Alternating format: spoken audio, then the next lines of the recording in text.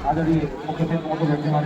साथियों, जन सम्मान मुद्दे चैनल पे आप सबका स्वागत है। मैं विशाल कुमार। साथियों, आज हूँ गोंडा की धरती पे गांधी पार्क के सामने जो संपूर्णानंद टाउन हॉल है, यहाँ पे एक कार्यक्रम हो रहा है। आज सम्राट अशोक महान की जयंती मनाई जा रही है मौर्य समाज के द्वारा। यहाँ पे सभी कमेरा समाज के लोग हैं और सभी जातियों के लोग हैं कई, और जो है ये सम्राट अशोक महान की जयंती मनाई जा रही है। जैसा कि मैं जाके टाउन हॉल में लोगों से पता किया तो यहाँ पे जानकारी हुई कि सम्राट अशोक महान की जयंती मनाई जा रही है और इसका मुख्य विषय है कि जो हमारी खोई हुई ऐतिहासिक गौरव गाथा है वो लोगों तक पहुंचाना और एक बार पुनः अखंड भारत में जो भय, भूख और भ्रष्टाचार के व्यापार के द्वारा जो शासन नीतियां हैं इन पर प्रहार करना और आज के राजनेताओं को पुरानी शासन व्यवस्था से अवगत कराना। सम्राट अशोक महान उस समय ऐसे ही महान नहीं कहे जाते हैं। साथियों, सम्राट अशोक महान के कार्यों पर हम चर्चा करना चाहते हैं। उसके बाद में आते हैं कि जो आज की जयंती मनाई जा रही है इसकी प्रासंगिकता क्या है। साथियों, सम्राट अशोक महान मगध साम्राज्य जब 16 महाजनपद थे तो मगध साम्राज्य सबसे शक्तिशाली साम्राज्य हुआ करता था। मगध साम्राज्य में प्रमुखतः 4 वंशों ने शासन किया। पहला वंश जो शक्तिशाली वंश था वो हर्यक वंश था। हर्यक वंश के बाद में आया नाग वंश, शिशुनाग ने स्थापना किया था। उसके बाद में घनानंद जो है नंद वंश आता है। नंद वंश का आखिरी शासक घनानंद होते हैं और घनानंद की हत्या करने के बाद में एक सामान्य युवक जो चंद्रगुप्त मौर्य होते हैं, चंद्रगुप्त मौर्य मौर्य वंश की स्थापना करते हैं और चंद्रगुप्त मौर्य के विद्वान साथी चाणक्य होते हैं। चाणक्य के सपनों को एक तरीके से कह सकते हैं कि जो है चंद्रगुप्त मौर्य ने फलीभूत किया और मौर्य वंश की स्थापना की। चंद्रगुप्त मौर्य अंत में एक बहुत ही विशाल भारत की स्थापना करके चंद्रगुप्त मौर्य संलेखना विधि से जैन धर्म मतावलंबी थे, चूँकि वो संलेखना विधि से जो है अपना प्राण त्याग देते हैं। उसके बाद में उनके पुत्र बिंदुसार शासक बनते हैं और बिंदुसार के एक बहुत ही यशस्वी सुपुत्र सम्राट अशोक जिनको कहते हैं, सम्राट अशोक ने जो है भारत का जो है बहुत ही विस्तृत भूभाग भेरी घोष मतलब युद्ध की नीतियों से जीता। और उसके बाद में एक उनके जीवन में हादसा घटना होता है कि वो कलिंग विजय, कलिंग उस समय बहुत ही मतलब अजय राज्य हुआ करता था, तो कलिंग विजय किया उन्होंने अपने हाथी घोड़ों और बहुत विस्तृत 6 लाख की सेनाएं कही जाती हैं। 6 लाख की सेनाओं के साथ में कलिंग को रौंद दिया और वहाँ पे देखा कि बहुत बड़ा नरसंहार हुआ और बहुत जनधन की हानि हुई। वहीं से सम्राट अशोक का हृदय परिवर्तन होता है और सम्राट अशोक धम्म घोष को, भेरी घोष को छोड़ के धम्म घोष की घोषणा करते हैं। धम्म घोष की घोषणा करने का मतलब करुणा के सागर तथागत बुद्ध के विचारधारा के शरण में जाते हैं, तथागत बुद्ध के विचार को मानते हैं और तथागत बुद्ध के विचारों पर, मानवतावादी विचारों पर और वैज्ञानिक परख सोच पर चलते हुए धम्म घोष के द्वारा वो समूचे विश्व में बौद्धिज्म को फैलाने का काम करते हैं और अपने बेटे महेंद्र और बेटी संघमित्रा को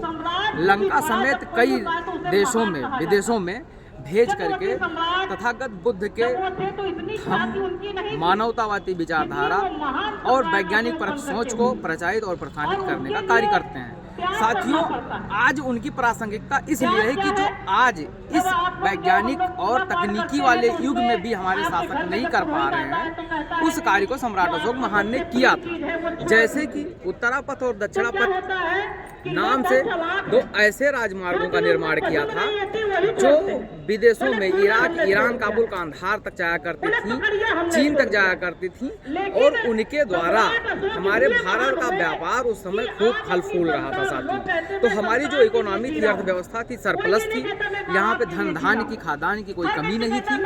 और साथियों, सम्राट अशोक ने क्या किया कि वो मानव के ही लिए नहीं अपितु पशु पक्षियों के लिए भी उन्होंने व्यवस्थाएं की थी और सड़कों के तरफ कुएं और सराय की स्थापना करना, कुएं और बावड़ियों की स्थापना करना, सड़कों के दोनों तरफ वृक्षों का वृक्ष लगवाना और सभी मत, पंथ और संप्रदाय का समान रूप से जो है वो सम्मान करते थे और सबको जो है अपने मत पंथ संप्रदाय को प्रचारित करने के लिए और जीने के लिए वो छूट दिए हुए थे, सबको स्वतंत्र किए थे। एक बात और कहेंगे साथी कि जो आज आपको झलक मिल रही है कि लोकतंत्र होते हुए भी राजतंत्र की झलक, यानी कि तानाशाही, बर्बरता, क्रूरता और एक विचारधारा को विशेष रूप से मानने के लिए बाध्य किया जाता हुआ आपको कहीं कहीं प्रतीत होगा, जबकि वो राजतंत्र होते हुए उनके पास जो है मंत्री होते थे और वो राजा होते हुए भी प्रजातांत्रिक तरीके से शासन करते थे। और सम्राट अशोक ने एक व्यवस्था और की थी कि कभी भी कोई भी व्यक्ति उनसे किसी भी स्थिति परिस्थिति में मिल सकता था, अपनी समस्याएं कह सकता था। सम्राट अशोक की जो शासन व्यवस्था थी बहुत ही सुचारू थी। जो आज आप नगर पालिका परिषद देख रहे हैं, नगर पालिका परिषद की स्थापना सम्राट अशोक ने की थी। सैन्य व्यवस्था की तो स्थापना थी ही, उसके इतर उन्होंने पुलिस की व्यवस्था की थी। पुलिस प्रशासन की व्यवस्था उनके ही राज्य से निकली थी। साथियों, जिसे आज हम ग्रांड ट्रंक रोड कहते हैं, शेरशाह सूरी ने उसका जीर्णोद्धार कराया था। वो सड़क भी सम्राट अशोक के द्वारा बनाया गया था। और साथियों, जितनी भी चर्चा की जाए सम्राट अशोक के कार्यों की वो कम है। आज मैंने जो भी आप सैन्य व्यवस्था, शासन व्यवस्था देख रहे हैं, उन सब की झलकियां सम्राट अशोक महान के राज्य में मिलती थी। और साथियों, आप उनकी महानता का वर्णन और उनके महानता का बखान जितना भी किया जाए कम है, लेकिन उनके कार्यों को आप यहीं से भांप सकते हैं कि आज भी जो उनके द्वारा धम्म चक्र स्थापित किया गया था, बौद्ध स्तूपों के द्वारा 84,000 बौद्ध स्तूपों की स्थापना उन्होंने किया था। तो उन बौद्ध स्तूपों में जो धम्म चक्र देख रहे हैं नीला, वो हमारे ध्वज में है। जो उनके द्वारा लाट बनाए गए थे, 4 शेर शौर्य के प्रतीक थे, वो हमारे प्रतीक के रूप में है। और साथियों सम्राट अशोक के कार्य इतने महान थे, इतने थे कि आज हम अगर उनके पद चिन्हों पर चलें तो निस्संदेह जो सोने की चिड़िया हमारा भारत था, वो फिर से हम अपने खोए हुए गौरव को प्राप्त कर सकते हैं। भय, भूख और भ्रष्टाचार को हम समाप्त कर सकते हैं।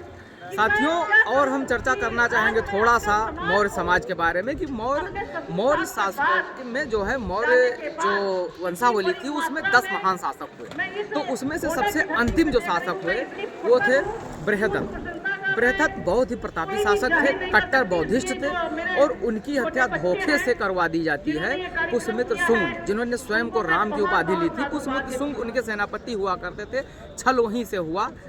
और एक और कारण था कि सम्राट अशोक महान ने जो अपना एक अखंड भारत का निर्माण किया था, वहाँ पे चूंकि साम्राज्य बहुत बड़ा था, उनके आने वाले शासक उस स्तर से उस साम्राज्य को नहीं संभाल पाए, तो थोड़ा थोड़ा विद्रोह भी होने लगा था। उसी में सेनापति जो ताक में था पुष्यमित्र शुंग, उन्होंने जो है भरी सभा में अपनी तलवार से धोखे से बृहदत्त की हत्या कर देते हैं। वहीं से मौर्य वंश की एक महान शासन व्यवस्था का अंत हो जाता है, मौर्य वंश का अंत हो जाता है और शुंग वंश की स्थापना हो जाती है। साथियों, बस इतना ही। आज का जो ये जयंतियाँ मनाई जा रही हैं, महाकुंभ मनाई जा रहे हैं, इनका सिर्फ एक ही उद्देश्य है कि हम अपने मूल निवासियों को, 85% लोगों को, यहाँ के जो वाकई जल जंगल जमीन के हकदार हैं, उनसे सिर्फ एक ही संदेश देने का कार्य किया जा रहा है कि अगर आप जब अपनी साइकिल किसी को उधार दे देते हैं, आप अपना मकान किराए का पर किसी को दे देते हैं, तो उसका उस हिसाब से रख रखाव नहीं हो पाता है जिस हिसाब से उसका मालिक रखता है। साथियों, जल जंगल जमीन आपका है, भारत भूमि आपका है। जब तक आप शासन व्यवस्था में नहीं आएंगे, राजनीति से जब तक आप भागेंगे, शासन व्यवस्था में नहीं आ पाएंगे, तब तक इस भारत भूमि का कल्याण होने वाला नहीं है, आपका कल्याण नहीं होने वाला है, आपके समाज का कल्याण होने नहीं वाला है। तो इसलिए आप अपने इतिहास को पढ़िए, जानिए। छत्रपति शिवाजी महाराज, साहू जी महाराज से लेकर के सम्राट अशोक महान तक और हर्यक वंश के शासकों तक को जानिए और जूझिए और बूझिए और मौजूदा परिस्थितियों को समझिए। और उसके बाद में संघीय शक्ति सर्वदा होती है। सम्राट अशोक महान ने अपने लेखों में लिखवाया था कि सत्यमेव जयते, सत्य की विजय होती है, अंततः सत्य की ही विजय होगी। उन्होंने वसुधैव कुटुंबकम का नारा दिया था और एक बात और कही थी, जियो और जीने दो। साथियों, आज हमें उनके पद चिन्हों पर चल के हमें एकजुट होने की ज़रूरत है। समाज में वैज्ञानिक परक सोच विकसित करने की ज़रूरत है, संविधान की रक्षा करने की ज़रूरत है, मानवता को प्रचारित और प्रसारित करने की ज़रूरत है, तथागत बुद्ध के द्वारा बताए गए धम्म पर चलने की ज़रूरत है। तो इन्हीं बातों के साथ जय जोहार, जय संविधान, जय विज्ञान, धन्यवाद।